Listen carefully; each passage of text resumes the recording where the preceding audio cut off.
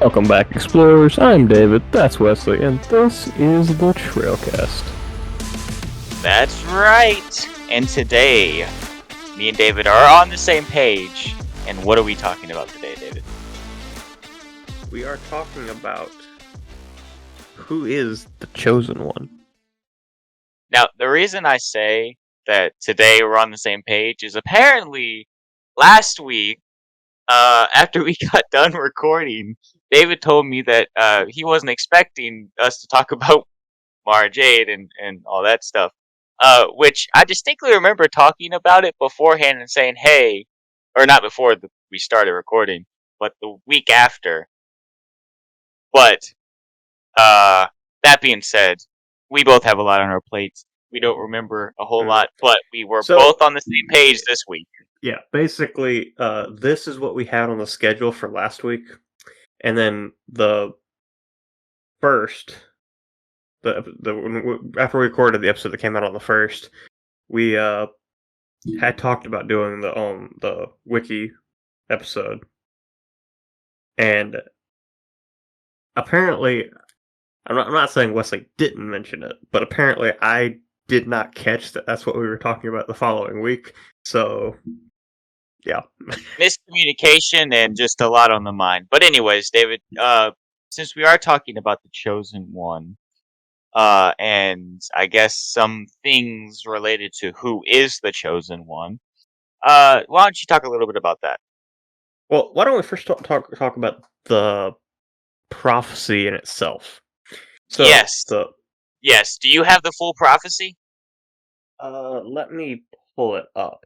Because that was one thing that I was gonna look up just now because I wanted to read the whole prophecy and discuss that because it's very interesting to read it and it very much sets the Chosen One on one person, but it's also interesting on how it's like how you can see it interpreted, you know?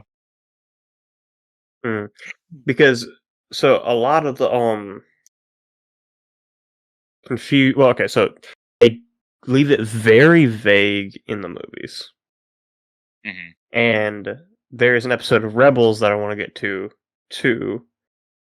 So go ahead. But the episode Twin Sons where Obi-Wan and Maul have their final duel. I do want to mention this. Sorry, I cut you off again. I thought, man, whatever. Anyways, we'll get to the Twin Sons in a second, or down the line. But with that in mind, while you're pulling up the actual prophecy, I'm gonna go over just briefly, kind of what in the first 6 movies, kind of how the Chosen One prophecy is shown and how it's like perceived, and why there's some quote unquote confusion as to who the Chosen One could be, whether it's Luke or Anakin. And the reason is because all you really find out about the Chosen One, within the first 6 movies, is the Chosen One will bring balance to the Force. Now, that being said, what does balance in the Force mean? Yes. It was destroy the Sith and bring balance to the Force. Well, yes, but see, the big thing that they focus on, and I'm not saying that you're wrong, I'm just saying, but the big thing that they focus on is the fact that he's going to bring balance to the Force. And I think the one thing is the Jedi kind of perceive it as, well, he does destroy the Sith. But anyways, that's beside the point. So the reason that there's some confusion with it all is because while Anakin, in the end, redeems himself and destroys the Sith, you can't say that Luke doesn't also destroy the Sith. I do have an interesting thought within that. I want to get into that too, because I think, like I said before we started the episode, I think you and I are on the same page as far as who we think the Chosen One is, and that's why I wanted to do some research of other opinions. Which the main argument that I've heard, most of the Star Wars community says it's Anakin, because that's what the movies say. That's what George Lucas said. Mm-hmm. But there are people who say it's Luke. But I have a kind of an interesting opinion on that I will get into later. I might know where you're going with this. And if you don't go there, I have a thought with that as Mhm. well. But you But sounded like you were going there. but I have the full prophecy pulled up here. All right. Okay.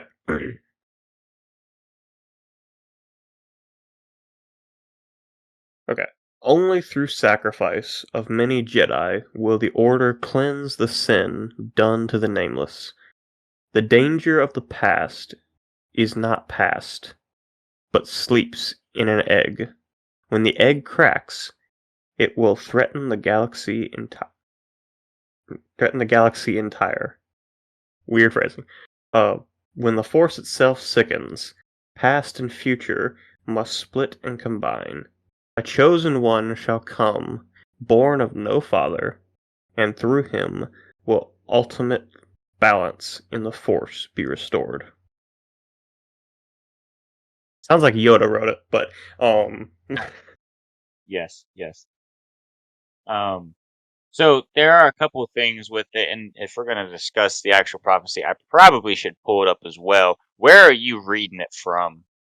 Let's make this simple. I found it on on a an image of it from a screenshot of a looks like a Quora article, but Oh, that's the only place I can find it. text it, text it to me so I have it because Okay, I want to see it. It's one of those things where it's like it's easier to know what it's saying when you're looking at it.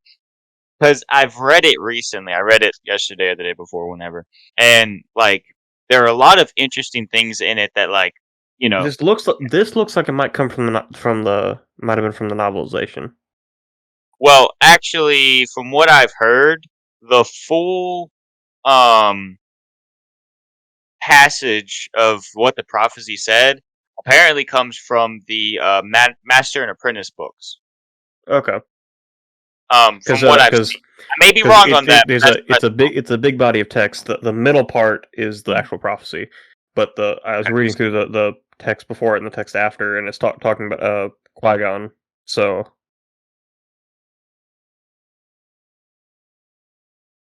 Yeah. Now, I do want to talk about this. This is kind of an interesting thing because what one thing that I find interesting with this is how you read this and how you can interpret it mm, in the movies.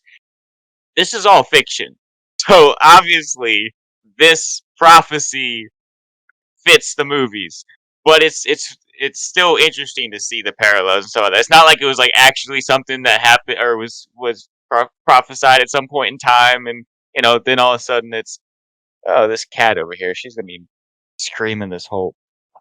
Anyways, I don't know if it can be heard or not, but um, anyways, I just wanted to mention that but like the first line is only through sacrifice of many Jedi will the Order cleanse the sins done to the Nameless, and it's like a big part of Anakin's story is the betrayal to the Jedi Order and killing all of them and helping the Emperor kill them all. And it's one of those things where it's like it did kind of it was a cleansing of sorts because the Jedi were really off base by that point in mm, time. They were really blind. They were really just they needed something, and this was kind of something to help reset Jedi Order, and obviously then Luke came in later on and took over, which kind of in the okay. guiding it in a different way. Also, I want to point out too, in the movies, they say the prophecy is that the chosen one will bring balance to the Force and destroy the Sith, but Hmm. that's not actually in this prophecy. Yeah, well, that's another thing. And some of the stuff that I was looking at, from what I saw, it looked like, for all intents and purposes, the Jedi Council didn't actually believe in the prophecy.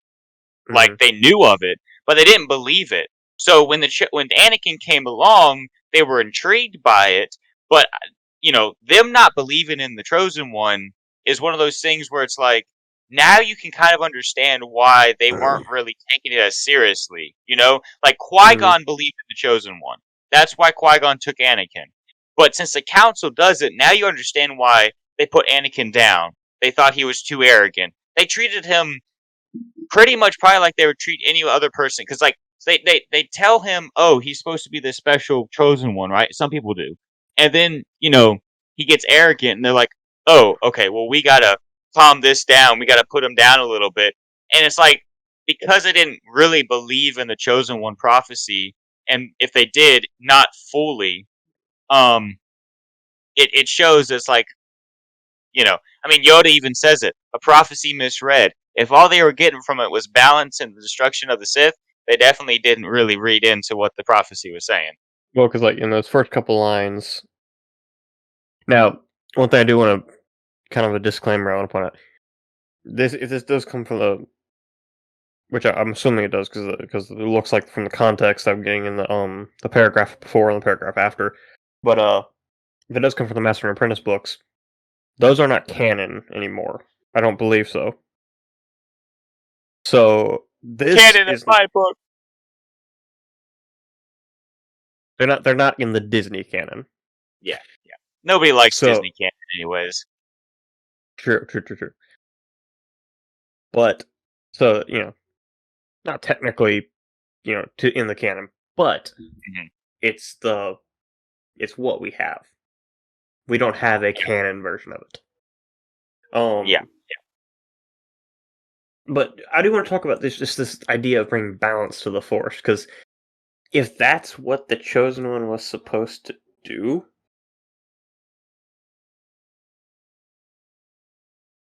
what is balance? Mm-hmm. Yeah. What is balance in the Force?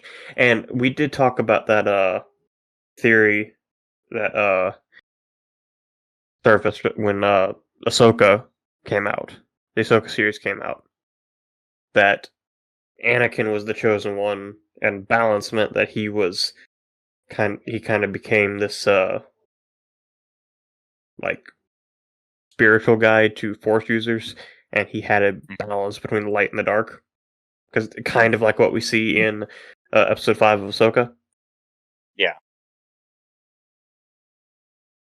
But it's incredibly vague, and also you could also interpret balances of the Force as Anakin killing all the Jedi, so that there's just a few Jedi and a few Sith left. Mm-hmm. You could also interpret that as bringing balance to the Force. I think it all is like how, like, the Force will correct itself. Have you watched the Freddie Prinze Jr. rant that he does on some podcast where he's talking about Star Wars? Like, he goes off. I don't believe so. He goes off, and I mean, it's not like I disagree with what he's saying. I don't care for the way he says it. But one of the things in which he says, if I find the video later, I'll send it to you and you can watch it. But for those of you who know what I'm talking about, he goes into some depth about different things within Star Wars. But one of the things that he talks about, well, now I lost my train of thought. But anyways, basically, what I was getting at there is, like, the Force is going to correct itself. Like, it's not, the Force is its own thing. Like, the will of the Force, right? So the Force is going to do what it thinks is best. So it having balance is what it sees as what is right. I kind of feel like, how, like, we talk about, like, okay, in movies, right? The end result is the will of the writer, right? That's how movies go. Like, they happen. It's not, the way that they happen is the will of whoever writes and directs the movie. When it comes to the Force, you could say the same thing because there's obviously movies, but within the universe, what happens and doesn't happen, the fate, basically, is what the Force wills. So maybe that's a way for it to be explained. I'm not saying it's right. I'm saying maybe that's a way for it to be explained, where it's like, what's balanced in the Force? Well, it's the Force, the universe being the way the Force wills. Like, does a Force will for Emperor Palpatine to be in control? Well, if not, then the Force is gonna balance itself, by taking out that, power. Mm. Yeah, but like I said, it's there's just a lot of ways you could interpret it. Now, I do want to point out too, you could even interpret this prophecy. Now, the clear person's prophecy is talking about is Anakin. Mm-hmm. Well, especially But later on where it talks about comes from no father. That's obviously yeah, Anakin. but you could also, if you did a few gymnastic things, you could interpret it as Luke as well. Because while Luke wasn't born with no father, he grew up with no father. Mm-hmm. Well, one way that I've seen it talked about is, let's see, where does it say here? When the force itself sickens, past and future must split and combine. I think it was within that line that they were talking about it, but there's one point where it's like kind of how so Anakin was the chosen one, but when he fell, like what Anakin was supposed to be passed on to Luke through like the family line or whatever. So then Luke was the one that was supposed to take Anakin's spot and bring balance to the Force. Now, obviously, Anakin in the end redeems it, but it could be kind of a thing where it's like Anakin was the chosen one, but through Luke, Anakin is able to, you know, uh, also, fulfill his destiny, technically, kind of a deal. technically, if you want to over-examine it as we always do, you could say that Leia is actually Anakin's daughter, and Luke was, the same way Anakin was, produced by the Force. Yeah, you could. David, you talking about us overanalyzing everything. Have you read any of the comments that we've gotten on some of those shorts recently? Yes, It's as they're if people hilarious. it's as if people don't understand what we're doing. Yes, we're overanalyzing it. If you don't like it, don't watch. That's all I gotta say about it. If you don't like what we do here, don't watch. Nobody's twisting your arm. I mean, I would, but you're not here for me to twist it, anyways. So, I do find it funny that because it's just some interesting comments. people get Yeah, people. I mean, technically, we're taking Star Wars way too seriously, but people take our videos way too seriously. yeah, yeah. This is for the fun of it, y'all. Get over it. Um, no one who comments on those videos is probably ever going to see these videos, and I'm never going to make No. this clip into a short. But still, come on, just God. Anyways, moving back into the chosen one thing, I do have a question for you, David. Now we've brought this up within Star Wars conversations before, but the Sith Ari. So basically, the Sith Ari is just the Sith chosen one. Mhm. And in a second, I can read that. I did pull up the prophecy over here, so I can read that in a second. But that being said, most of the time it's thought to be Darth Bane, and it really makes a lot of sense for it to be Darth Bane.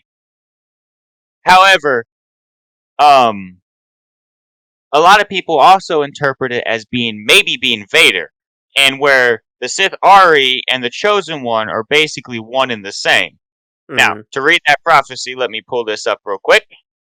I think this is the full thing. Hold up, let me make sure I got this. I found Okay, one that's like 3 lines. okay, that's what I got here. I'm on Wikipedia. I just wanted to make Yeah, sure it's the whole thing. yeah, that's what I found. Yeah. All right, the Sith Ari will be free of limits. The Sith Ari will lead the Sith and destroy them.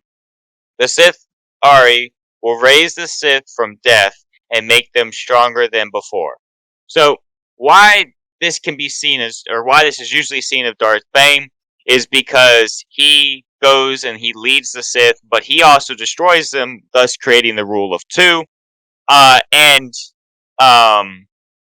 he Because Darth Bane destroyed the Sith Order and then reestablished it as the rule of two. Yeah. and he made it stronger than it ever was in doing so. So that's why it's usually seen as being Darth Bane. However, if you think about it, you can really easily parallel this to Anakin as well. You know, he will lead the Sith and destroy them. So, I mean, obviously he destroys them in the end of it, but he leads the Sith. I mean, not well. I mean, yes, he doesn't lead the Sith because he's not the master; he's the apprentice. But you know, he does make them stronger than they've ever been, because without, I mean, obviously, here's the thing. Palpatine could have taken over without Anakin. If Anakin decided not to join Palpatine, Palpatine was powerful enough, Palpatine would have killed him and would have figured something else outside of that. That's where that was at that point, when Anakin turned. But that being said, Palpatine was grooming Anakin the whole time, and Anakin was a crucial part in Palpatine taking over, you know, in the final points of his plan. So you could see it in that way. And then, you know, obviously he'd still be the chosen one. I personally believe that the Sith Ari is Darth Bane. I feel like that makes more sense and fits better.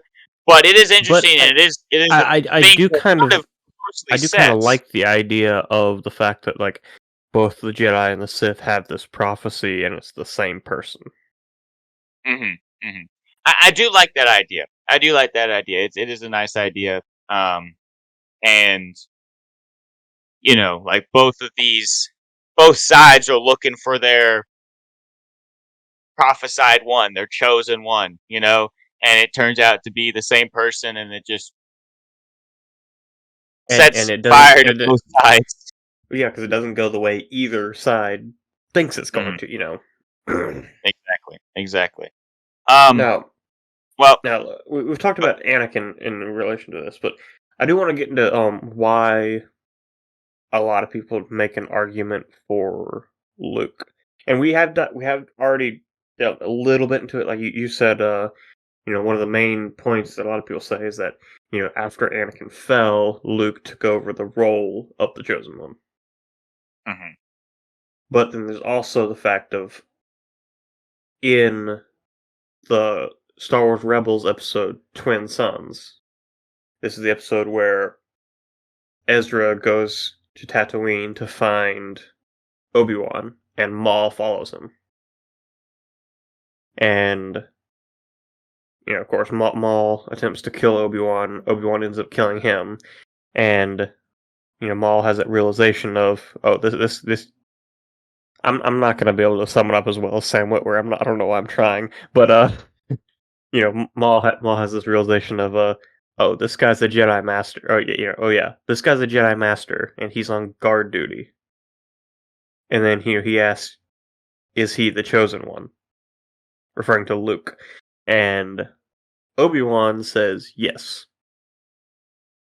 So at this point in time, and you know, even if you which I still think Anakin is, because that's what George Lucas says, that's what the movies say. I think Anakin is the Chosen One, but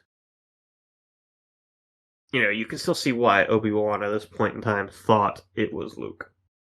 Well, yeah, I mean, because for all intents and purposes, who was left to destroy the Sith, which is what they believed the Chosen One was to do? Yeah. Well, it would be Luke. You know, so Luke, at this point in time, is the Chosen One.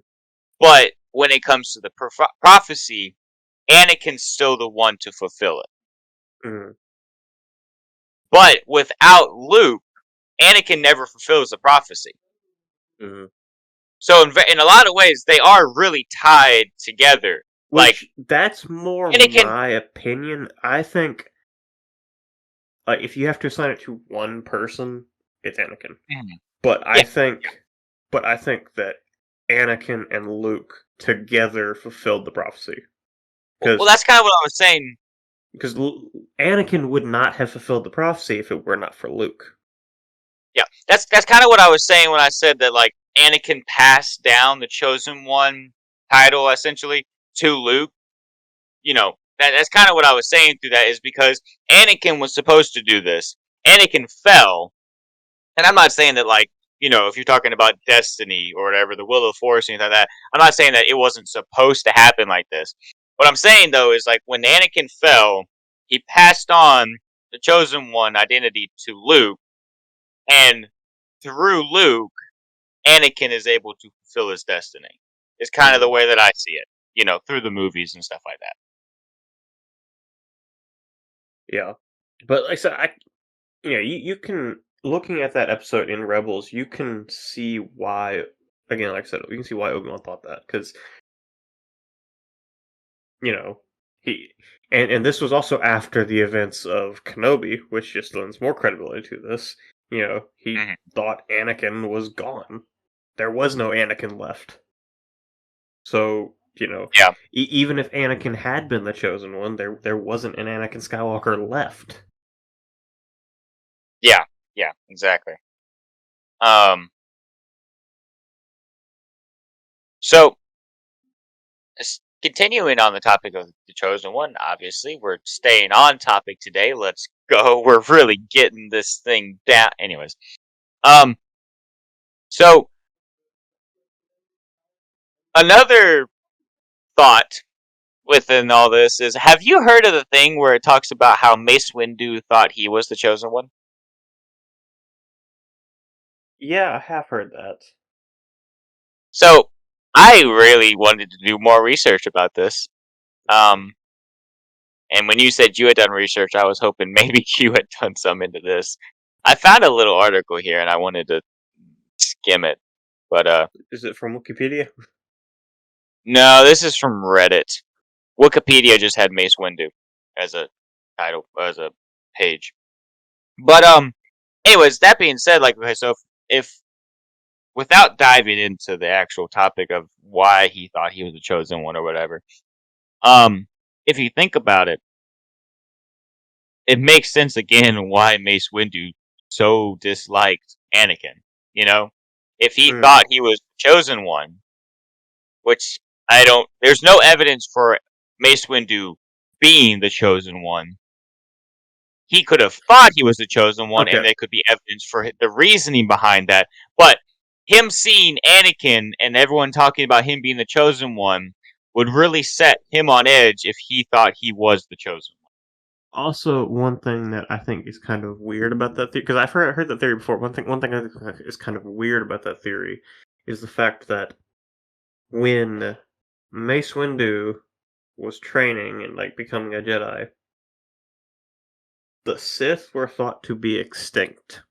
So if the Mm-hmm. prophecy was, really about the chosen one destroying the Sith, why did he think that he would be the chosen one if there were no Sith to destroy? Well, it could also be that is true, but it could also be the fact that like the chosen one is supposed to be like the most powerful or whatever, and Mace Windu with his because let's be honest here, Mace Windu is somewhat a pretty arrogant character. Um, Mace Windu could have been like, no, I'm the most powerful. I have the highest potential, kind of a I've deal. also heard it talk about how which I don't really like this theory, but it's very big in the Star Wars community. But how Mace Windu is like a has like a balance between the dark and the light, Mm-hmm. which is why he uses a purple lightsaber. And I've heard that as a reason why he thought he was the chosen one because of the whole balance thing. But Mm-hmm. I mean again, that's honestly a good reason for it. Honestly, with I don't think that Mace Windu was had a balance of between the light and the dark. I don't think he would have had that high of a position on the Jedi Council if he did use the dark side. well, you gotta think about it too. Like, I mean, Jedi Masters did use or know how to use they knew dark side techniques. You know, Mhm. some of them, not all of them. But I mean, he was. What did we find out that he was? He's like the Deputy Grand Master. Death Grandmaster. So you know, he probably would know a good bit. But here I got this little skeptic, this little snippet of this article that I think kind of helps a little bit. Okay. When Qui-Gon Jinn is talking about Anakin and his abilities to the Council, Windu is really doubtful. Windu seems not to want to believe that some boy from that messy planet could be the chosen one of the prophecy. Maybe he secretly thought he is the chosen one. He is the most capable warrior in the Order. His lightsaber is unique, and he even has unique abilities in the Force. It would be logical to believe that. Windu was always very prideful and arrogant. He had the same feelings like everyone else, just tried to keep it a secret. Um, and I think that's really all it is. I think a lot of it boils down to the fact that less of him like believing ahead of time that he is the chosen one. I think it's more like arrogance with it, like, oh, this boy, they think he's the chosen one. If anyone's the chosen one, it's gonna be me. Mhm. Kind of a deal with a little bit of arrogance behind it. And obviously, since he's the deputy grand master, um, he would know of the prophecy and have read it. Like I mean, I'm not saying I don't know what kind of exclusions they had to a prophecy like that, but he's second only to Yoda. He would have had access to whatever that prophecy would have been. He would have studied it, and all that stuff. Also makes you wonder how many like prophecies and stuff did the Jedi have? Like I know we I don't know necessarily how canon they are, but I know in the sequel movies we see like these Jedi texts. Um, but like, was there really like, like in the Jedi Temple we have all this like all the archives and stuff, but how much of that was like Jedi texts, or was it just general, not because like, we see in um in Attack of the Clones that it's it has a lot to do with like a planet. Yeah, it has like a complete database of all the planets. Presumably has a bunch of like stuff about like the inhabitants of the planet's culture, like that, and it probably has a bunch of encyclopedias and stuff. But how much of it was like actual Jedi texts and prophecies and stuff? Well, it's probably a lot of Jedi text, but probably in the sense of like, you know, educational stuff. So like how to like lightsaber forms and force techniques and stuff like that. Probably more so. I guess the Um, history of the Order too, but yeah. So probably stuff a lot like that, as opposed to um as much prophecy. But I'm not sure. I'm not that deep into Star Wars to know uh how many prophecies there are. Um, I'm pretty deep, but I'm not that deep. Not yet, at least. well, if we continue this, we might get there. But Yeah, we'll see how long this goes. I don't even think George Lucas knows everything about Star Wars that has ever been written. So Nope. I wonder how much of it he knows that he wrote. that's true. I mean, he's That's like true. what, 70s, 80s now, so I mean, you can't even fault the guy for it. He's written a lot in his lifetime. True. True. So, David, do you know everything that you've written? Do you remember every single book report? I'm gonna come slap you. I remember a lot of them. I don't remember all of I'm them. gonna come slap you. The answer's no. Well, okay.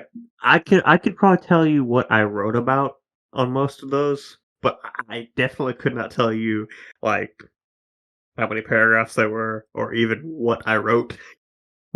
I turned that thing in. I didn't know what it said.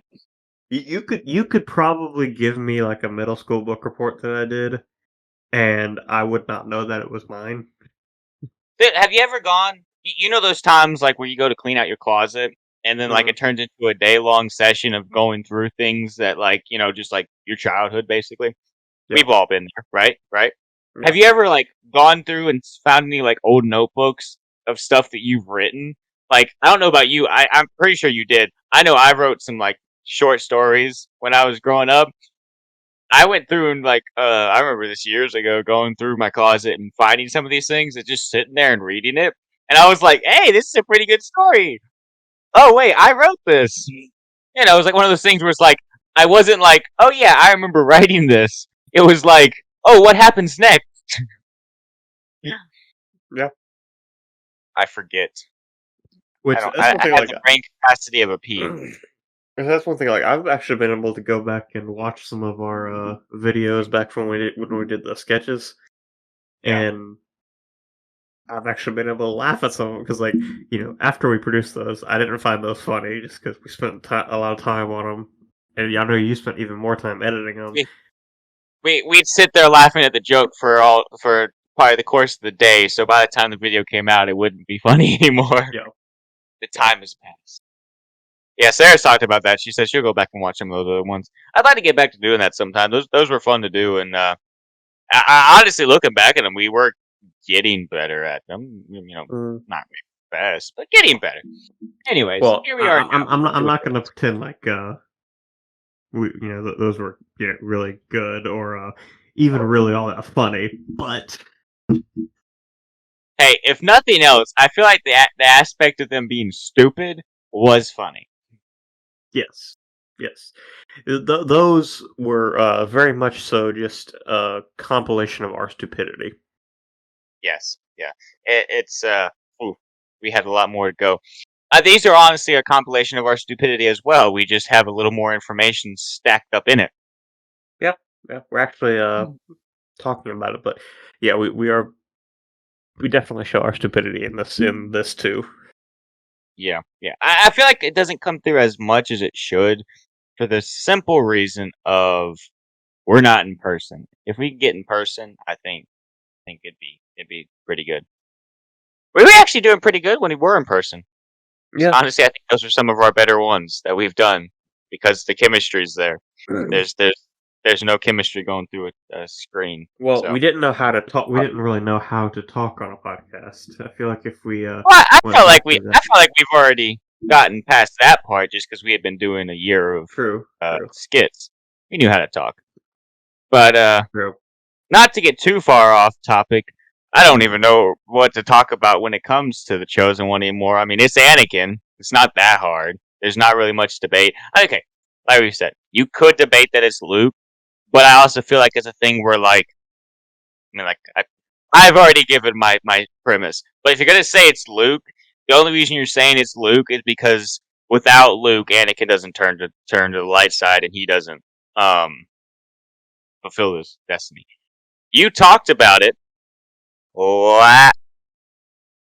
2 weeks ago with The Force Awakens. I made the short today, where we were talking about Luke and Vader fighting in Empire and in Return of the Jedi, and how Vader neither time was trying to kill Luke.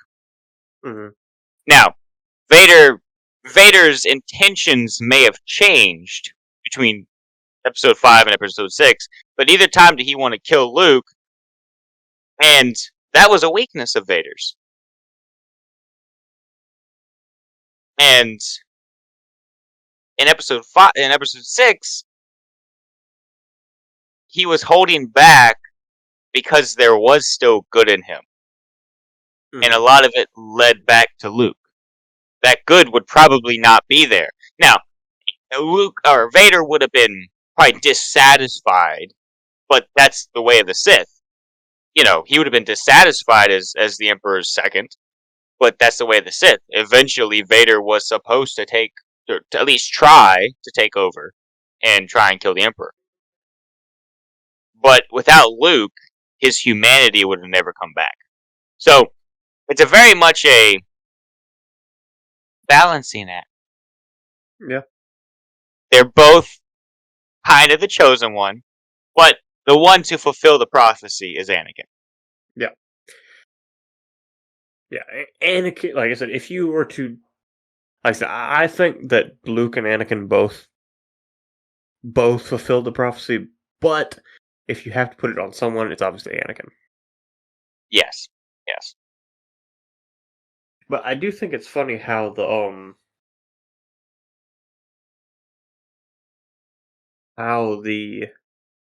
because like I said, I know this is technically a Legends thing that we're looking at for the full prophecy, but I do find it funny if you put that in context with the movies that the Jedi who actually took it seriously didn't understand that it was also prophesying the destruction of the Jedi Order.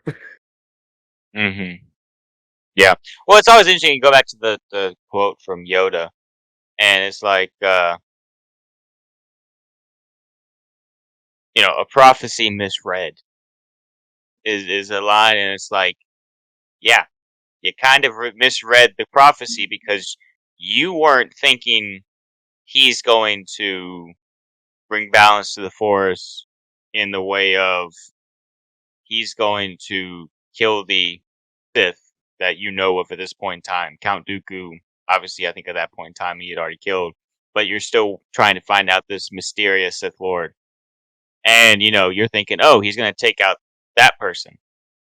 But, like, you know, you misread it because you were blind to the will of the Force, basically. I mean, the Emperor had clouded their judgment, had clouded their thinking, and blinded them to, the truth and to what was going on. And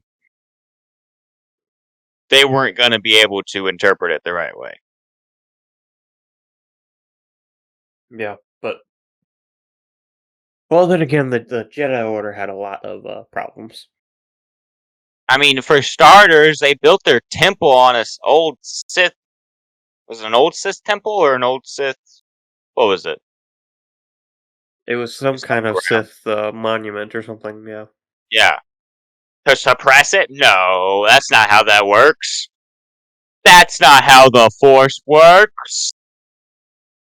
I love how, and I don't want to get sucked back into the whole Disney Star Wars thing again. We kind of exhausted that topic last week, but and the week before. David, But we're in the Disney Star Wars era, okay? It's gonna happen. I love how that quote perfectly sums up that trilogy. It sums up a lot of Disney Star Wars as a whole. Hmm. But, I mean, hey, here's the thing, alright? We've been hearing this past week, some very passionate fans have commented on our videos. Uh, and, well, we know how people feel about Disney Star Wars. That being said, it's what we have. So it's what we're going to talk about. And we don't have to like it to talk about it. We're just going to talk about it. We don't have to agree with how the Force works within this. Disney Star Wars definitely doesn't agree with how we interpret the Force, but they're the ones making the projects with however many billions of dollars, so, you know.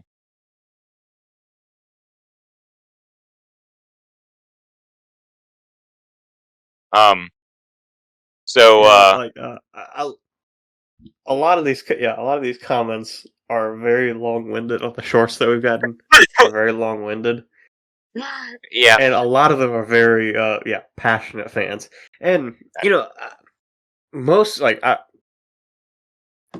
some of the clips that you've pulled were very out of context. So, yes, yes. we've had people. Well, when we first when we talked about the Phantom Menace, I had said Mm. I forget I forgot how good The Phantom Menace is, and it might be the best prequel, which after watching Revenge of the Sith, it's not, but It's I still just good. watched it. And hey, most of the comments underneath that were talking about how they agree with you, actually. Yeah. But there were a couple people, like, I think there was one that was just like, explain, please. Oh, yeah, I've seen a bunch of those. People being like, we have a... Because, okay, here's the thing. If anyone who's watched the shorts and comes and watches these videos, and you're listening to this right now, the purpose of those shorts are to draw you in. I try to take them out of context so that you're intrigued, and so that you'll comment, and so that you're engaged, and so that you're because the more that like the engagement's good for us. So I want to take clips of us out of context sometimes to enrage you a little bit, and hopefully, Yeah. maybe eventually you'll dig a little deeper. If YouTube comments still allowed you to do links, I would have responded with a link to the full podcast episode to some of those comments. I do link the podcast episode to the short. There is a way to link it to the video. But most people who are watching YouTube Shorts don't want to go watch a podcast or don't want to go listen to a podcast. No. But we have gained some traction with the shorts and gained some subscribers from it. There is one. So today's short that I put out as of recording this, all that's said in it is that basically Vader could have killed Luke. That's all I put. And one of the comments is saying here is George Lucas must have personally told him this. Wow. And it's like, yeah, obviously, I know you can watch the movies. It's not a outrageous take to say that Vader could have killed Luke and that Vader wasn't trying. Like, obviously, you can see that in the movies. The context of what we are talking about was how Luke was basically how Rey didn't have to deal with that in The Force Awakens. She won, and Kylo was trying, whereas Luke didn't really have the full power of the Sith either time that he fought. It's interesting and funny, but I mean, it's one of those things. Like how in the short from Wednesday, someone the Han Solo Starkiller Base. Oh, Han Solo. Yeah. Han Solo. Wait, what's today? Okay, never mind. We're on the same page. Yeah, but the one of them is just one of the comments is literally just F Disney. Yeah, I saw that one. At least they censored themselves. I'll give them credit for that. Yeah, there was a comment a few days ago who it was under the Starkiller Base one, and yeah, it was. He didn't censor himself, so. Yeah. Well, we can't expect everyone to censor themselves, but we appreciate those who do. We're not for kids, but we'd rather not be YouTube bad does for kids. YouTube does hide those kind of comments, but still. Yeah.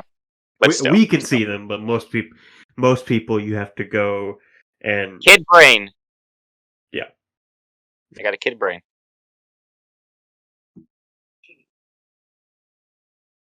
Sure, yeah. Maybe maybe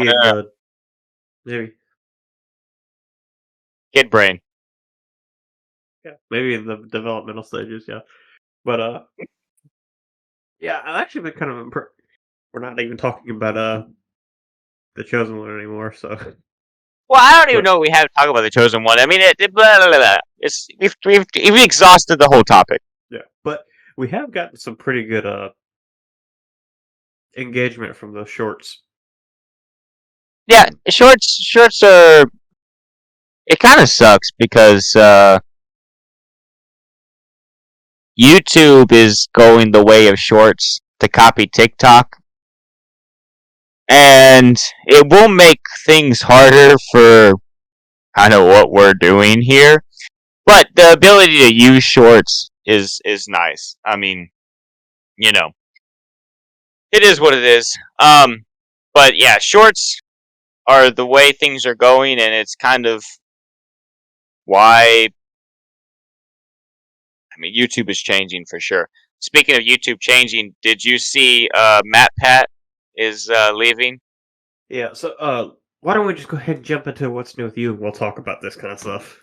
Because Okay. we've pretty much already gone there, but let's just go ahead and officially go there, roll the intro, and then we'll get talking about that. Alrighty. What's new? What's new with you? What's new? What's new with you? What's new? What's new with you? Yeah! So yeah, as Wesley just I don't know why I did mentioned, it like that. so yeah, as But, Wesley yeah, just mentioned, let's yeah. So Matt Pat, if for those of you who haven't heard, this will be like a week after his almost a week. The day after this episode comes out will be a week after his video on that. But Yeah. Matt Pat just put out a video on the Game Theorist channel saying that he was stepping back from the YouTube channels. So he's not going to be doing the hosting Good. anymore. And I think there were several other YouTubers who have bigger YouTubers like last year and this year that have announced that they're going to be quitting. Yeah. And that's the thing is I was talking to Sarah about it yesterday when we watched the video. And like okay, so like you just said, Matt Pat's not leaving Theorist, the Game Theorist company, whatever their actual company's called. He's not He's going to not be doing leaving the it, hosting and the main writing and editing and everything. but yeah, He's going to be he's He's going stepping to be back. stepping back and taking more of a managemental role over the Mhm. channels. And so he's still going to be around and stuff like that. Whereas I think probably a lot of other YouTubers who are stepping away from YouTube are basically retiring. Well, because Matt Pat has a whole like company behind it, and Yeah. with Matt Pat too, I can kind of understand too, because he's got a wife and kid. Well, I don't know if him and Steph are married, but I think they are. They're married. Okay, but yeah, he's got a wife and kid, so I can understand he wants to spend more time with them. Yeah. And I know that's a lot of YouTubers' reasons for leaving now is they're a lot older than they were when they started, because most of them who are quitting now started like 10 plus years ago. So a lot older now. They have families. They have all this stuff. They're in a very different place in their life than they were when they started YouTube. Yeah. You see This what I'm is talking about? unrelated. This is unrelated, but so I don't know if you've watched today's short, but on TikTok, I've been putting the videos up on TikTok. Someone commented. So it's basically in the clip, we basically say the same thing about how Anakin or Vader wasn't trying to kill Luke, and someone made that comment in the comments. They said, "You're saying the same thing," and so I just commented up underneath them. I said, "Yes."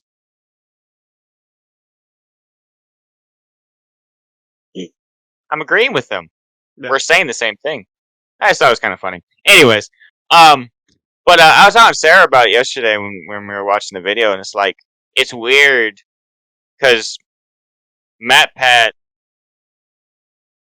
been around for a while. He is one of the those OG YouTubers, one of the first ones to start making the business model, start doing the big things, stuff like that. And now he's leaving YouTube, and it's like along with So some here, other YouTubers, and it's like so it's I've got interesting to see. I've got 5 here that I see from their have announced they're quitting. So Tom Scott, Seth Everman. I don't know who Seth Everman is. Captain Sparkles, Stampy Longhead, and Matt Bat. Yeah. So 2 like classic like Minecraft YouTubers, and then I don't know who Seth Everman is. I think he might have mentioned it in the video, but I don't know who he is either. I know Tom But it's Scott one of does those a lot of like things. science stuff, but But it's or interesting history because stuff. like But anyway, go ahead. these Sorry. people are leaving YouTube, and YouTube is changing. I mean, I don't know how much you've been watching Matt Pat recently. I don't watch him consistently, but I watch his videos. Maybe not when they come out, but eventually. And a lot of his newer stuff, he's been talking about the YouTube landscape and different things. And I found that very helpful with what we're trying to do here. But YouTube is changing, and his generation of YouTube is starting to fade away. Not necessarily like here's the thing. Matt Pat, Game Theory, or Theorist, his 4 channels essentially run YouTube. If you think of the biggest person on YouTube outside of Mr. Beast, it's Matt Pat with his 4 channels. Okay, like Matt Pat said in that video, he is the first YouTuber to get 4 channels to be like major channels in 4 different categories. Mm-hmm. Yeah, fashion, cooking, film, and gaming. Well, the reason I preferenced that was because when I say his generation is fading away, I'm not saying they're not relevant. I'm not saying that Matt Pat's no longer relevant. He's still relevant. Even a year from now, he's still probably going to be relevant. And his channel is probably still be relevant. What I'm saying is that era of creators are coming either to an end, but there's a new era coming. Now, it's interesting. I don't know. All the YouTubers I watch are older creators. I don't really watch any new people. But it's interesting. It's like there's gonna come a time where there are gonna be people who are like, we'll look back on it and be like, oh, this is like one of my favorite creators. Oh, when did they start? Oh, they started in like 2019, 2020. So that's gonna be a thing now. Also, just think about this too. Like Mr. Beast. Yes, he started his channel like 2014, 2015, something like that. Maybe even back as far as 2012. But no one knew who Mr. Beast was until like 2018. Yeah. Like so. And now he's the biggest person on the platform. Mm-hmm. Well, it is sad. Change is always, well, not always, but change can be sad a lot of times. Well, and okay, YouTube it's also okay. So one of the oldest and biggest YouTubers who still, I don't even know if he still does videos, but so PewDiePie. He still does videos. Okay. Rarely, but he does vlogs and stuff like that. Okay, but he started out gaming, and then he started doing reactions, and then started doing the vlogs and stuff. And people now have said like, there's comments like, I miss the old PewDiePie when he did gaming stuff. Even if a creator doesn't quit, their content's still going to change because they're going to have interests in different things, And I think that's one thing that MatPat's, the reason why he's doing what he's doing is he has a lot on his plate with having to run the 4 channels and having to come up with good theories and coming up. There's so much behind the scenes work with writing the scripts and recording and all that stuff he has to do. And like he's talked about it, it's really hard. And that you watch the videos and the amount of time and research that not just his team, but him himself has put into this. And it's like, he's been doing this for 10 plus years. So, that's a lot. And he doesn't want to change the way his channels are. He wants to keep that content. So it's easier for him to step down than keep the channels and do something different, or whatever like he would plan on doing. So it's respectable. But it is always sad to see the change and all. But that being said, it's like YouTube is changing, like the format in which YouTube Shorts are becoming a much bigger thing over the past couple of years with TikTok and the rise in TikTok and all that stuff. And it's just interesting to see that change with creators going away, creators coming back. I probably do watch more shorts now than I do long videos, but I still like long videos. Yeah. Like, one person we've talked about on the podcast before is Captain Sauce, Mm-hmm.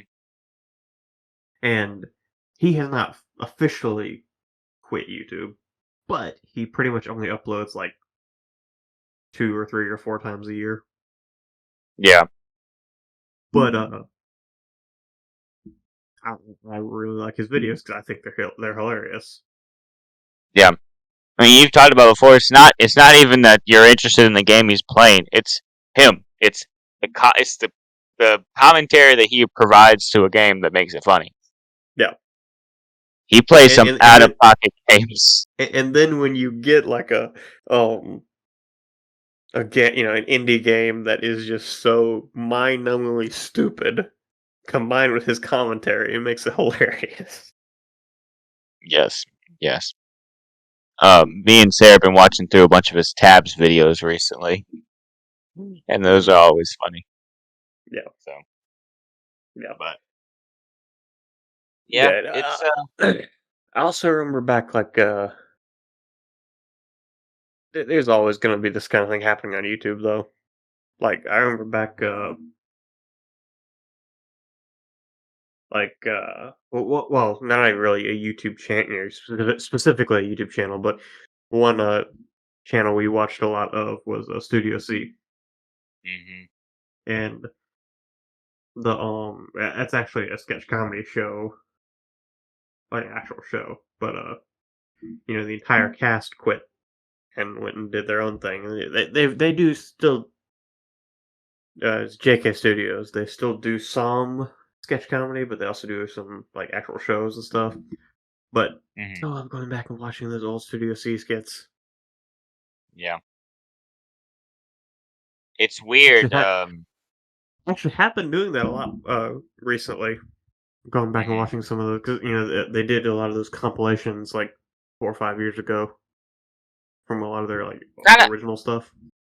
I understand the reason for the compilations, but at the same time, I'm like, man, I wish I could go find the old shorter videos, like just to watch one video and then try and find another one instead of finding ones that are grouped together. But it's interesting. Like some of the ones that I'm like, oh, I remember watching this so much growing up and all that.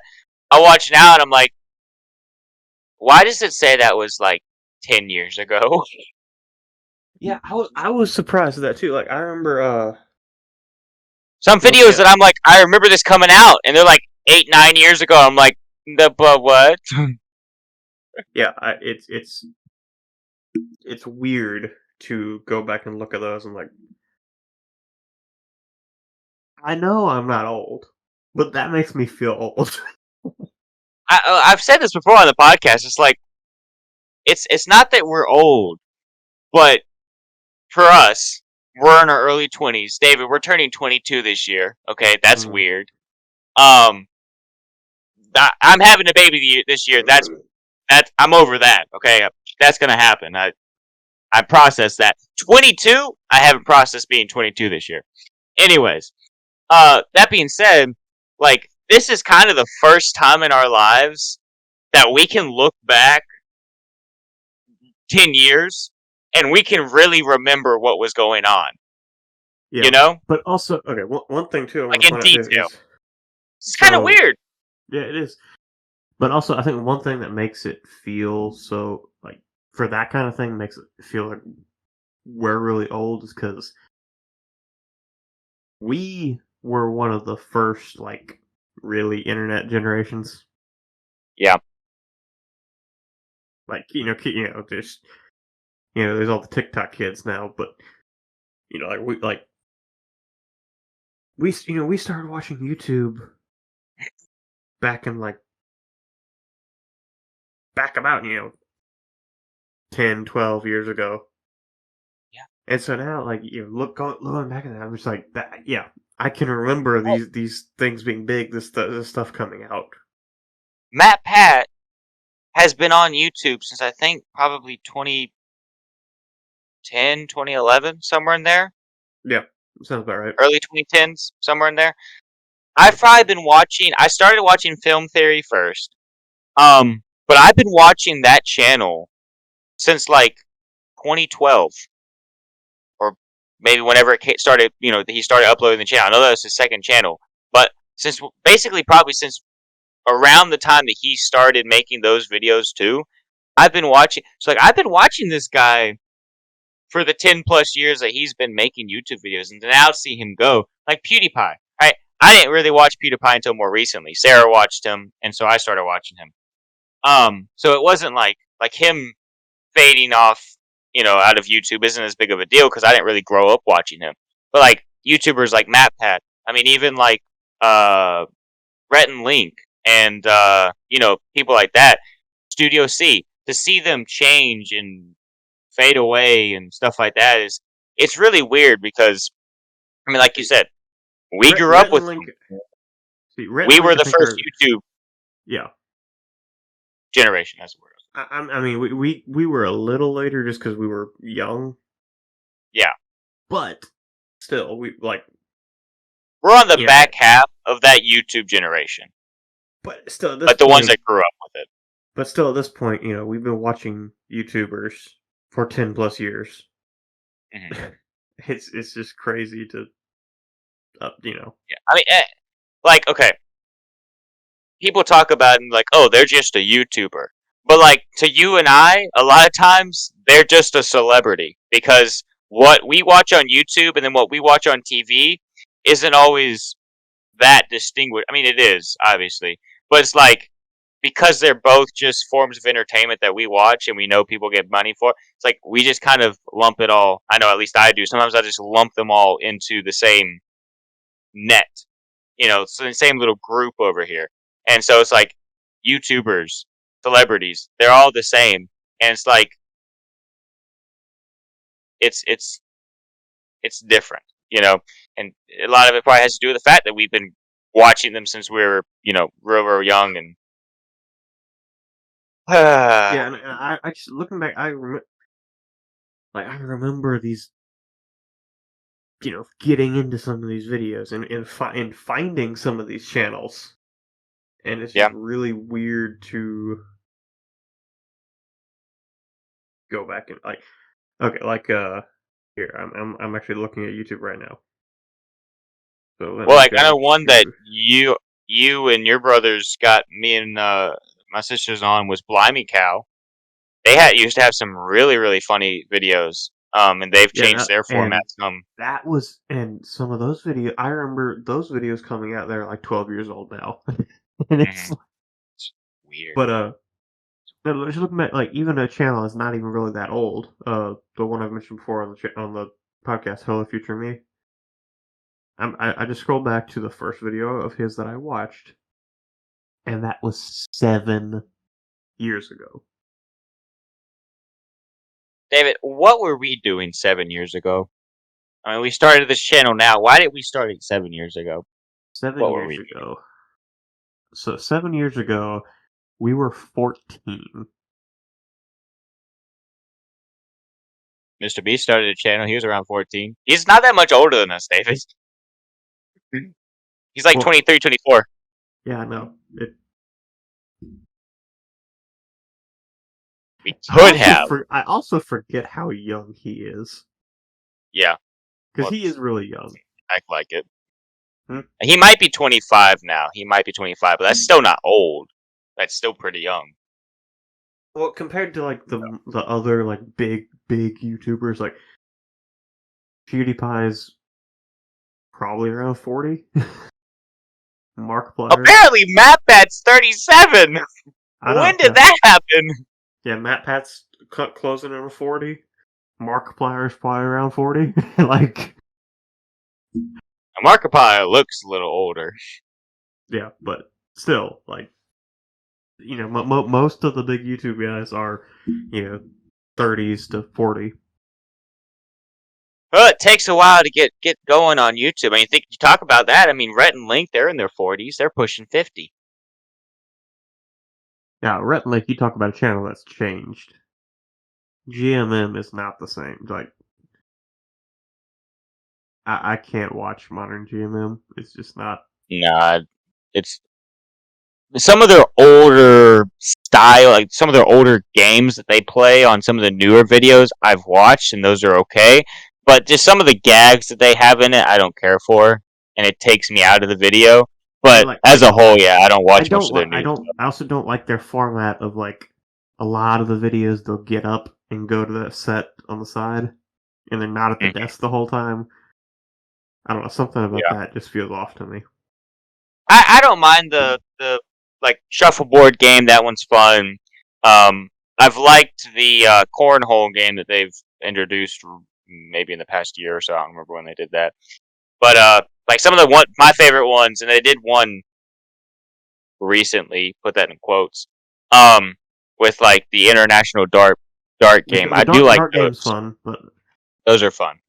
But the thing that kind of annoyed me too is they kind of got in this phase of like, okay, so some of their most popular videos were the Willets.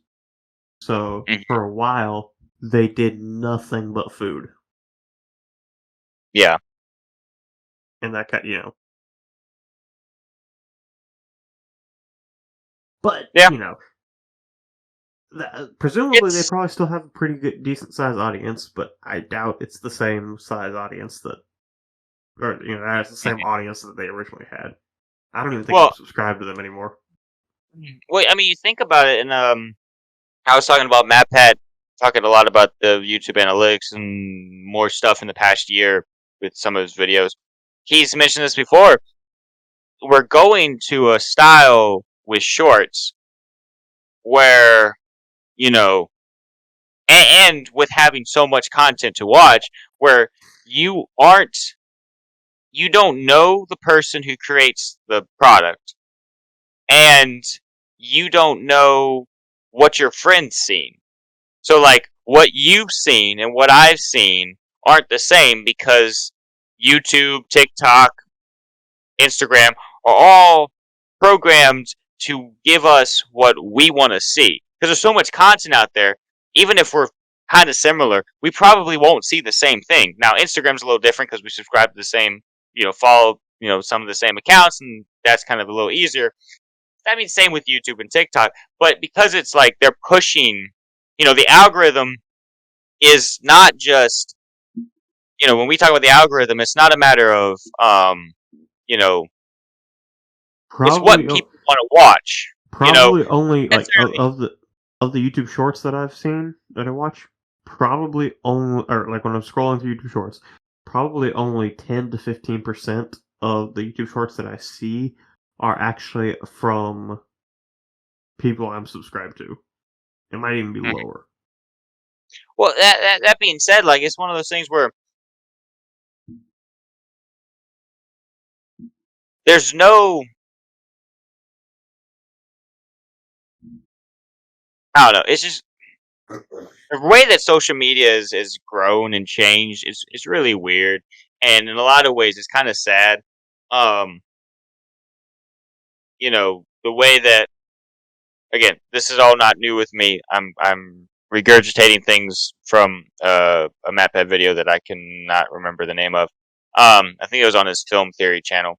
It's one of his more recent ones. But anyways, like Friends, when Friends was a big show, the final episode, everyone was watching it. It had a huge. Apparently, Seinfeld has the biggest or the most viewed, like live viewed for a final episode. But it's like, as a society, we don't have these things that bring us together anymore because social media is so programmed for the individual. Like you and I, when we're talking about how we can get our videos to get more views and all, we talk about the algorithm. Well, all the algorithm is what people want to watch. But the algorithm puts videos in front of people that they think, based off of the person's preferences, that they're gonna watch. And based off they do or don't watch the videos that are put in front of them, they, put like videos or don't put those types of videos in front of it anymore. But like, because it's so personalized, it makes it harder for, like what you watch is different from what I watch. And like, you can send me a video, but it's so much harder to have. It's changing a lot. It's harder to have engagement. It's harder to have especially You know, with I mean, shorts too. Well, I know that's kind of your point, but like even with yeah, when YouTube was like strictly long form videos, if you were subscribed, like you and I are subscribed to a lot of the same channels, so we would see the same mhm, videos. yeah, But now, and we yeah, could like you talk said, about that. Yeah, like Rhett and Link don't have the same audience they used to have because you know they've changed, but the content people watch is people are spread thinner. Like Mr. Beast is one of the biggest YouTubers on the planet currently, but I mean there are tons of people who don't watch Mr. Beast videos. Matt Pat, I think personally, I think Matt Pat, is up there. I mean, he's up there with Mr. Beast. He doesn't have the subscriber count of him, but even if you add his all 4 channels together, but he's still pretty big. I mean, people don't know who MatPat is because it's YouTube, but even people who watch a lot of YouTube don't know who MatPat is. So it's like one of those things where it's like because there's so much out there, everyone's subscriber, not this subscriber, but everyone's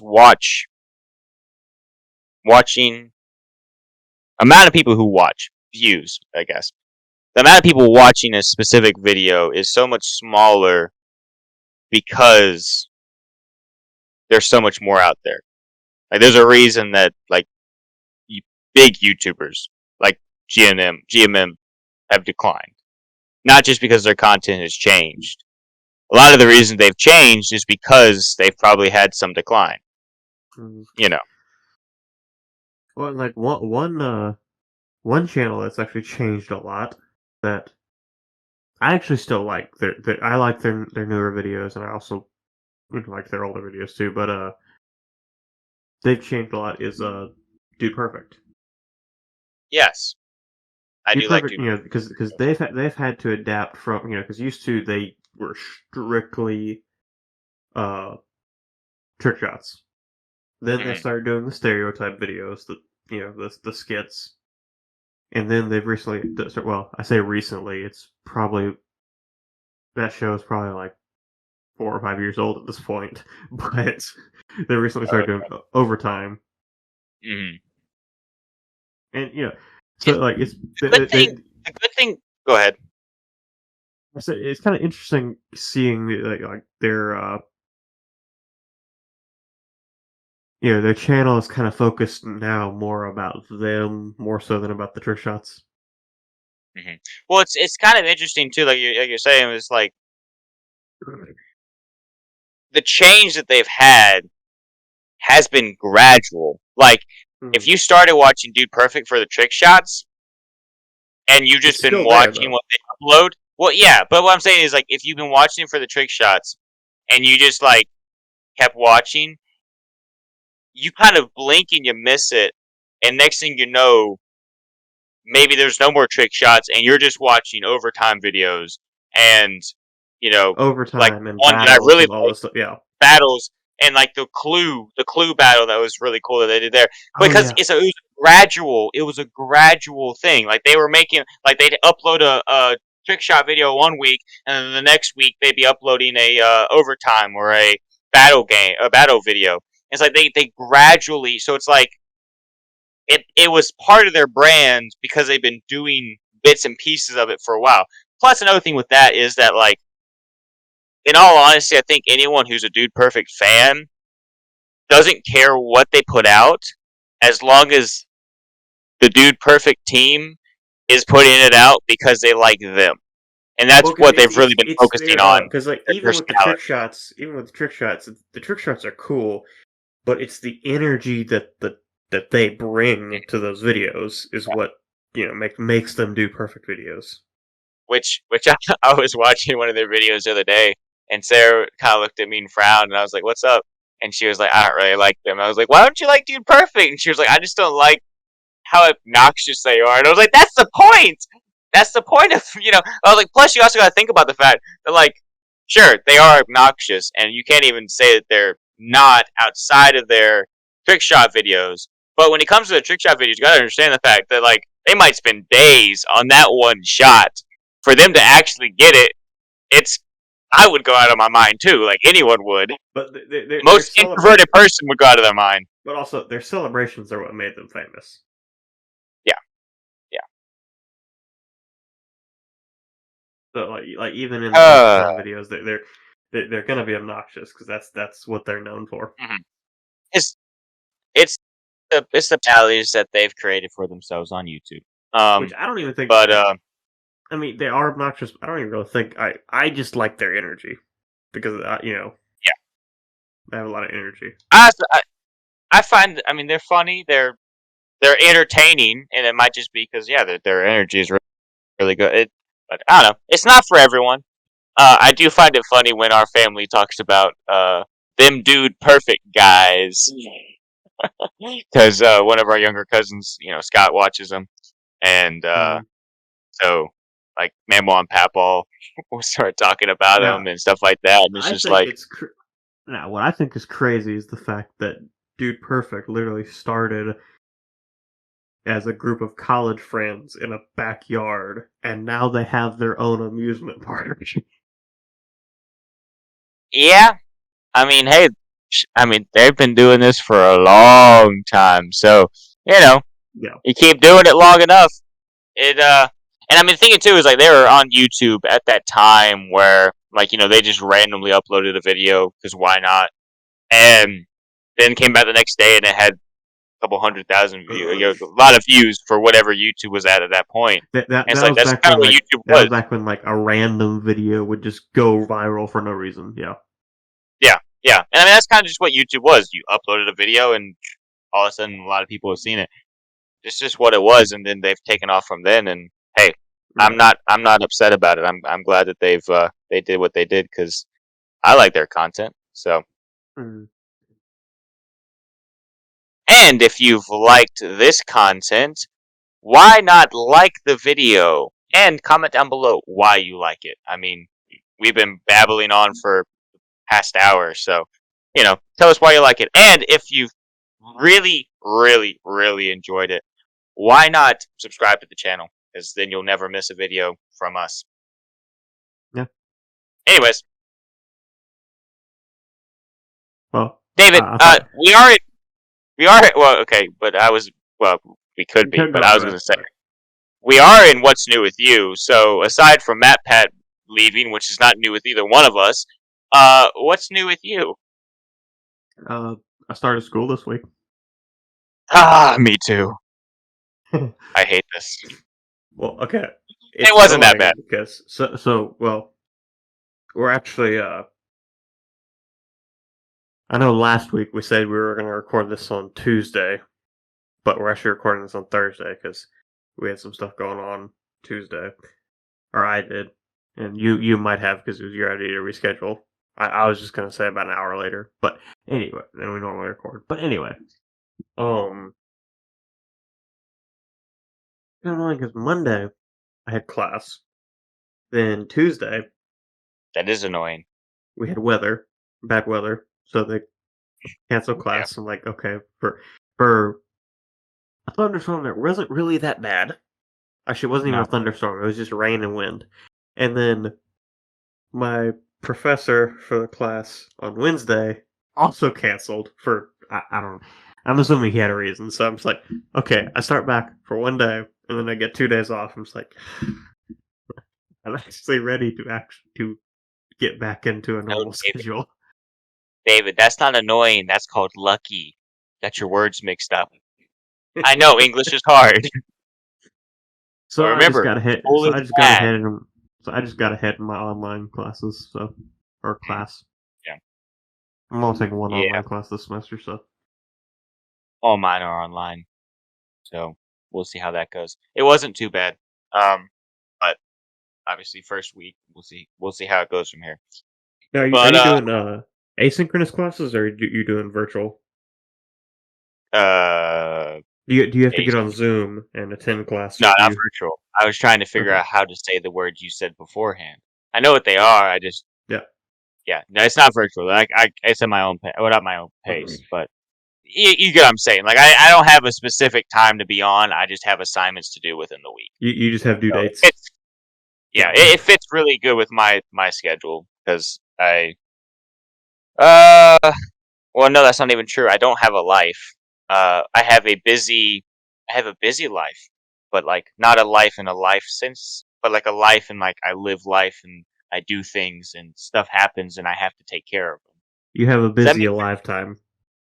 Ah, yes, I have a busy alive time. No sleep time. Yeah, David, just so you know, you are probably about 20% of my alive time, and that's like annoying. Well, you and this, but like Okay.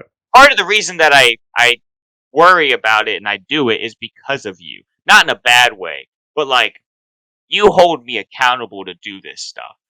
So So what I Wesley's saying blame is I you. stress him out. Yes, all the time. God, a stressful human being over here, David. Pulling my hair out to add to his mullet. I don't know. I don't know how it works, but it could be. Business in the Could be, front, but it's not. casual in the back. Party. It's not casual, it's partying. Whatever. You don't want a mullet, David? I mean, it's Just long gonna go with enough, rat but tail? Gonna go with the, well, I guess it's not a rat tail, it's a horse tail.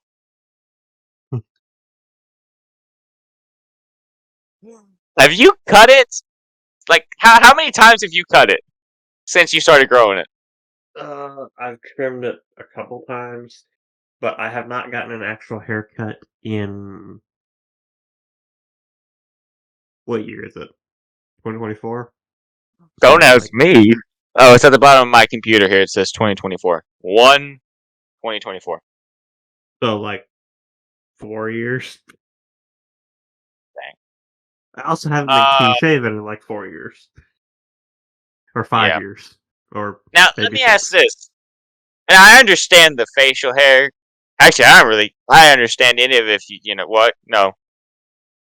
I'm assuming the facial hair is because you're a man's man. You like, grr. Anyways, what's like, but like, is the hair just like because you can, or is it like you like the style of it, or like I don't know. I probably got asked this before, but I mean, is it just cause?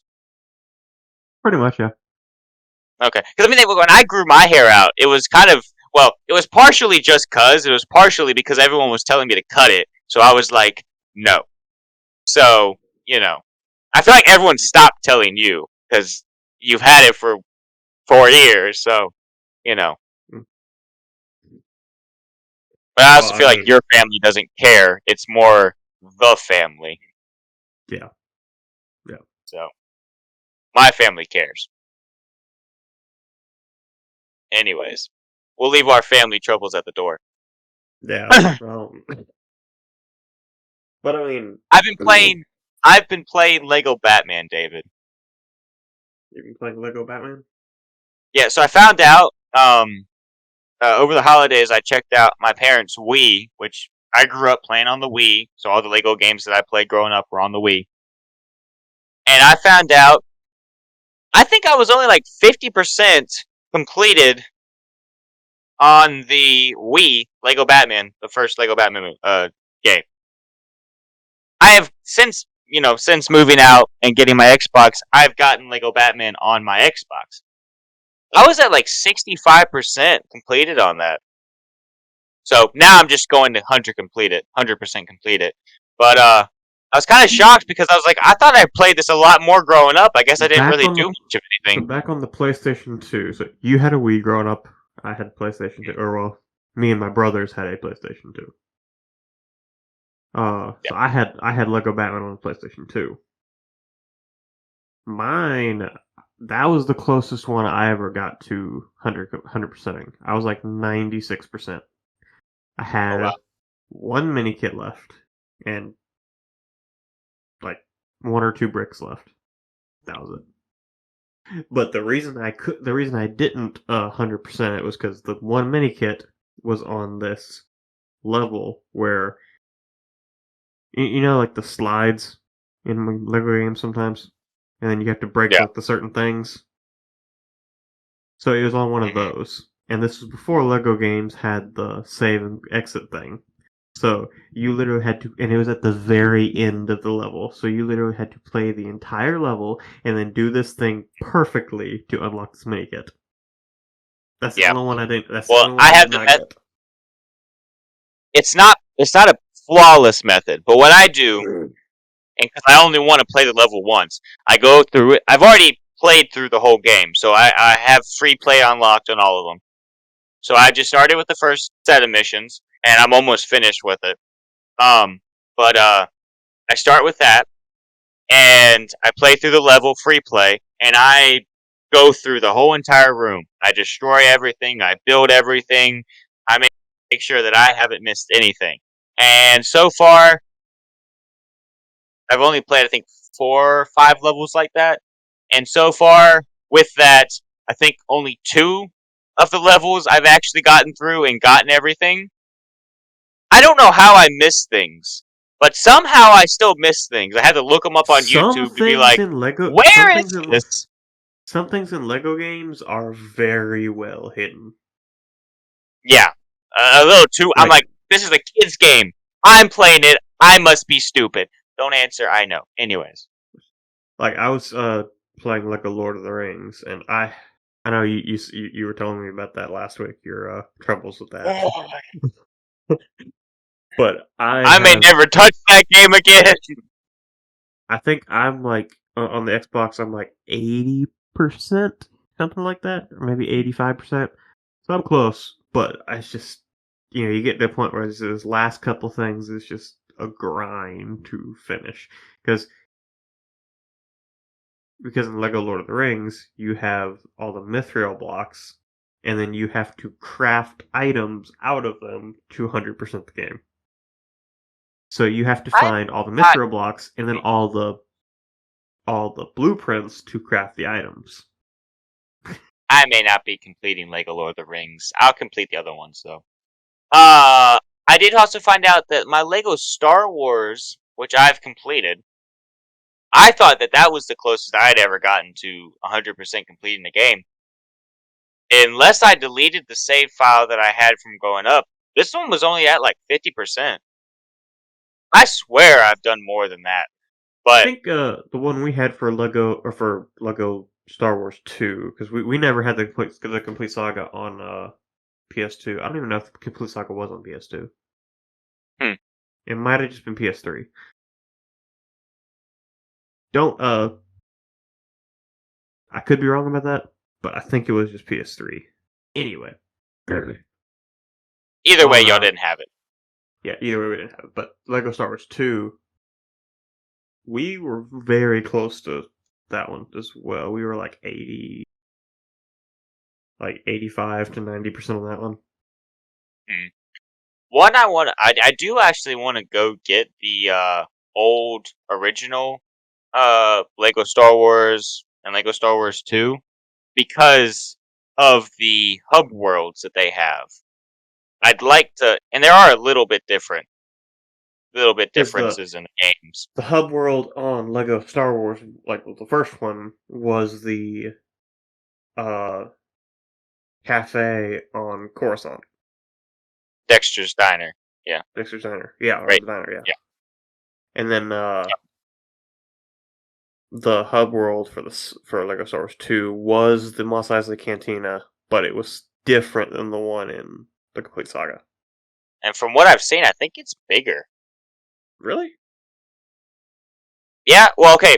So there's this YouTuber I watch that does a lot of Lego content, and it's I like watching it because he's fun to listen to, and it's kind of like it's one of those things where it's like I played a lot of Lego games. It's fun to watch. Anyways, but he's talked about it before, and he was talking about how that hub world's bigger, and from what he was showing in the video, it did look like it might have been slightly bigger. Like the outside might have been slightly bigger, and I think the inside's pretty much the same. Yeah, I just remember when those hub worlds were like that, like like the Cantina or the Bat Cave or something, and then you jump ahead just a few years to even like what was Pirates of the Caribbean? That was the Pirates of the Caribbean had a here, like whatever. It was a very small hub world. Which, Yeah. man, if Pirates of the Caribbean... So here's the thing. In the year Pirates of the Caribbean came out, I know Harry Potter's 5 through 7 came out, I think. Which, they had already made Hogwarts. So, that makes sense. I think another video game came out, too, that year. But they spent seemingly the least amount of time on Pirates of the Caribbean, at least on the hub world. And it's kind of sad because, like, imagine not even maybe open world, but like a semi-open world for Lego Pirates of the Caribbean.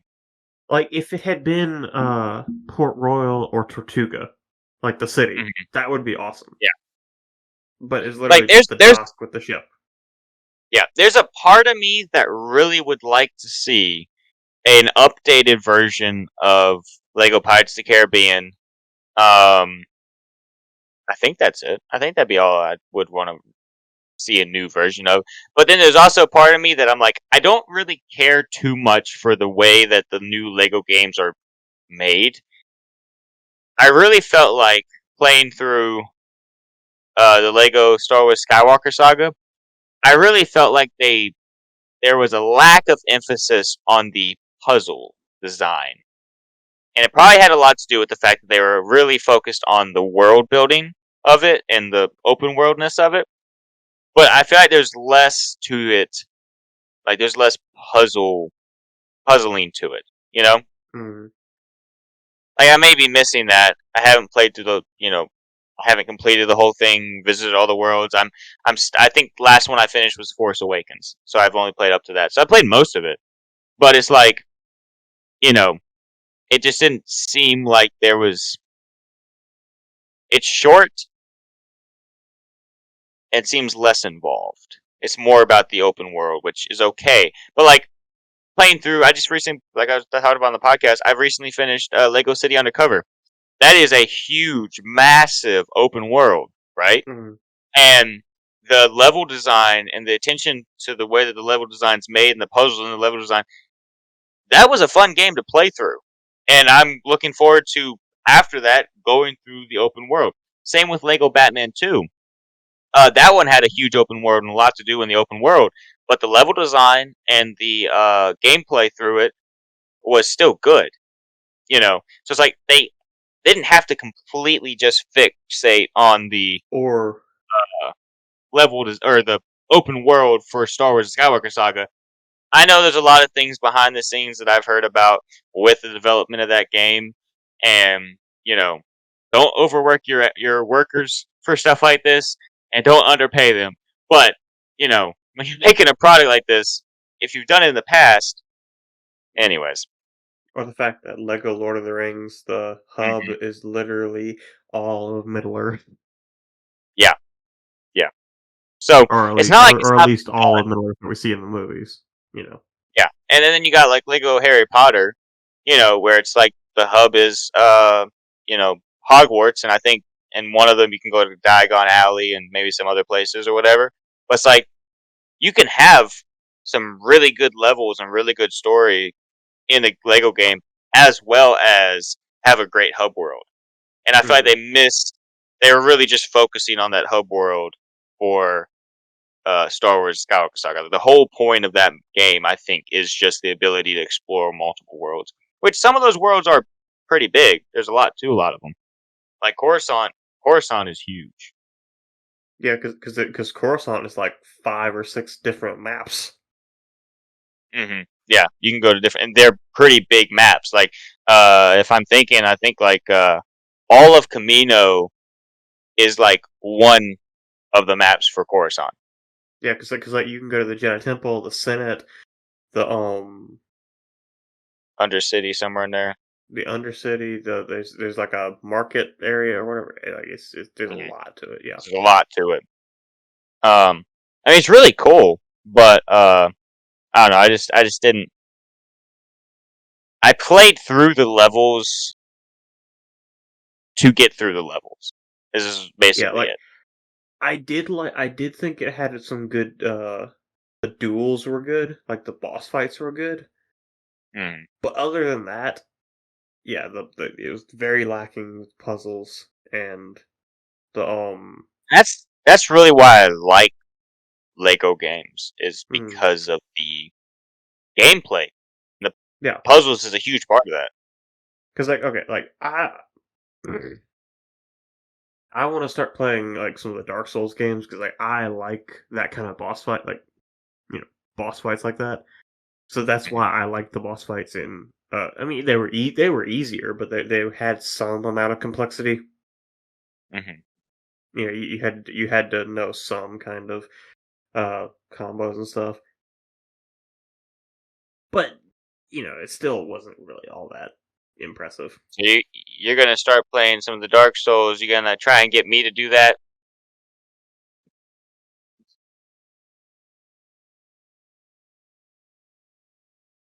Now I'll just we'll get you playing Jedi Fallen Order on the hardest difficulty.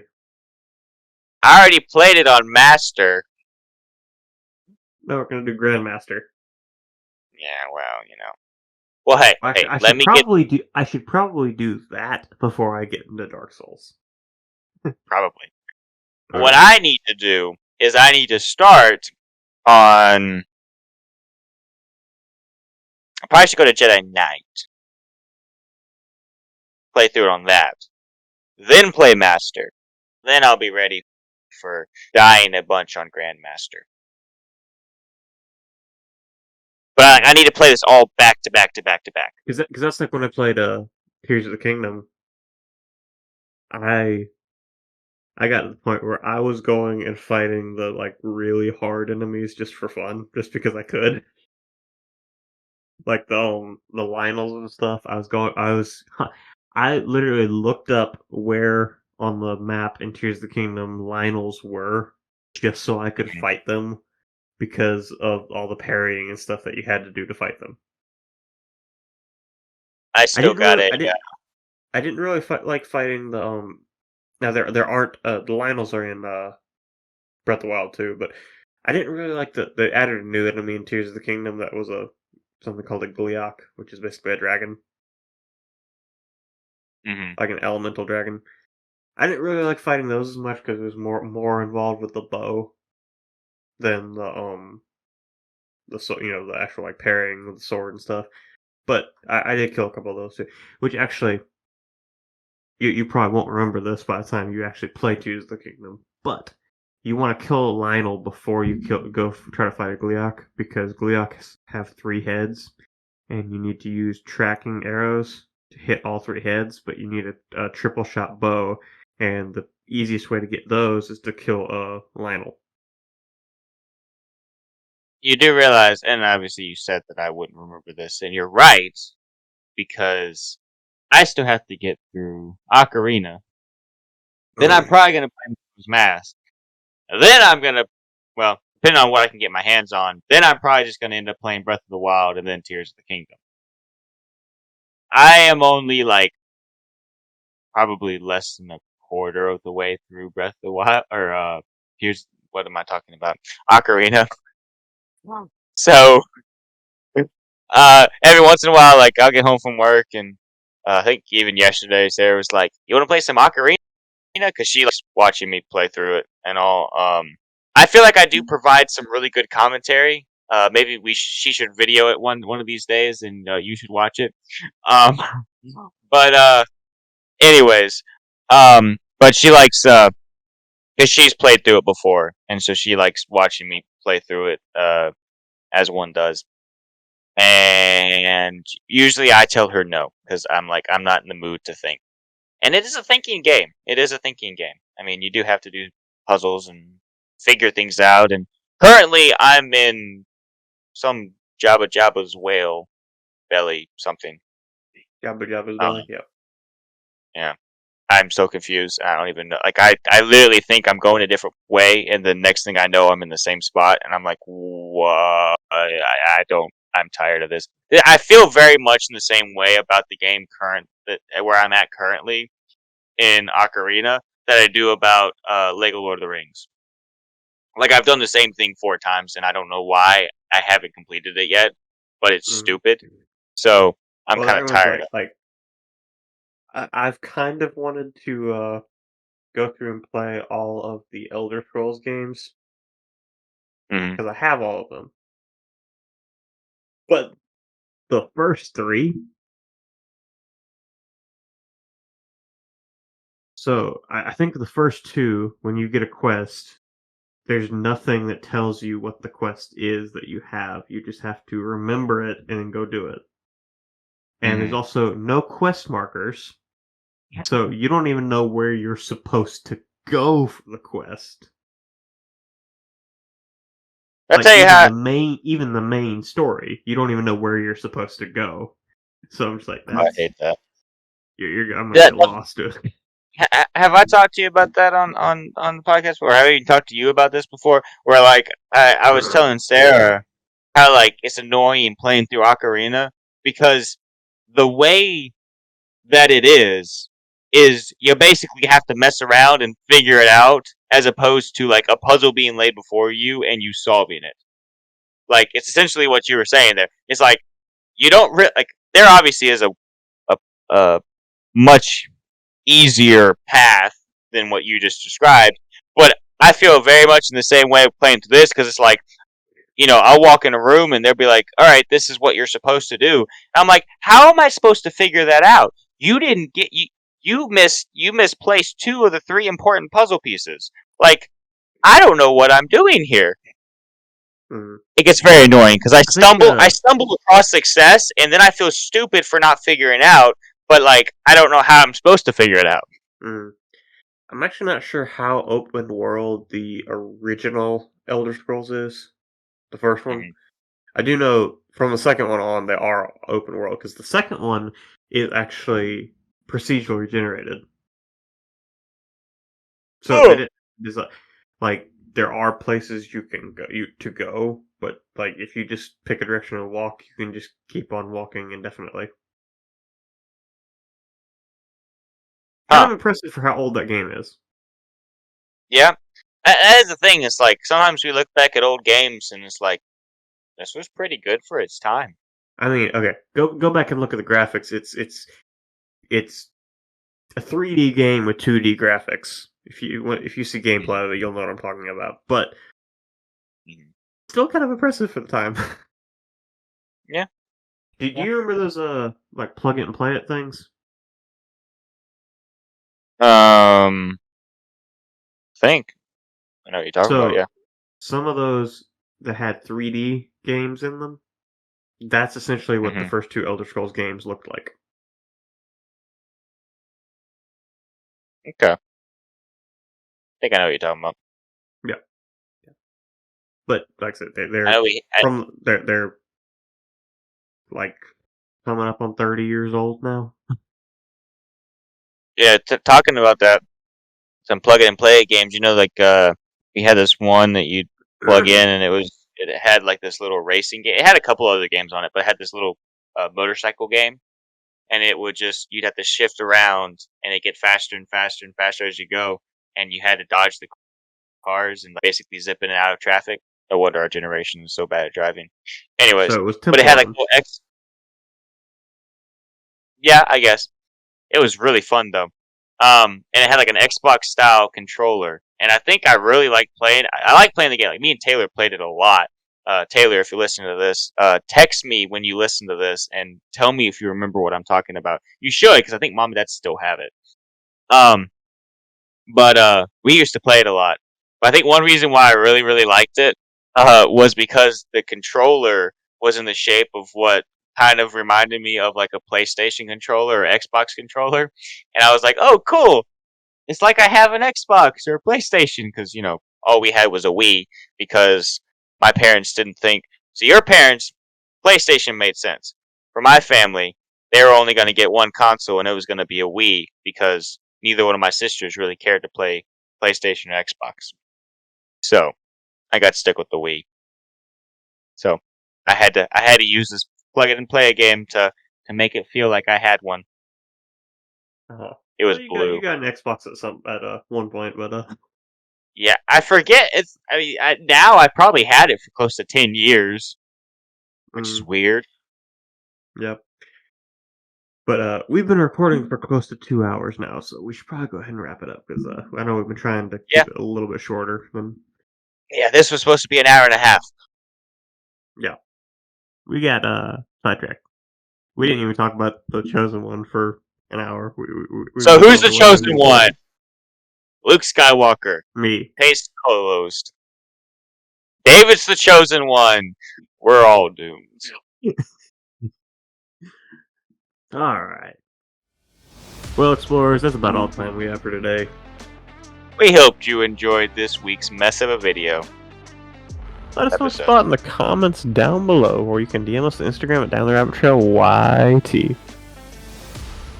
And as always, be sure to join us next week on the Trailcast.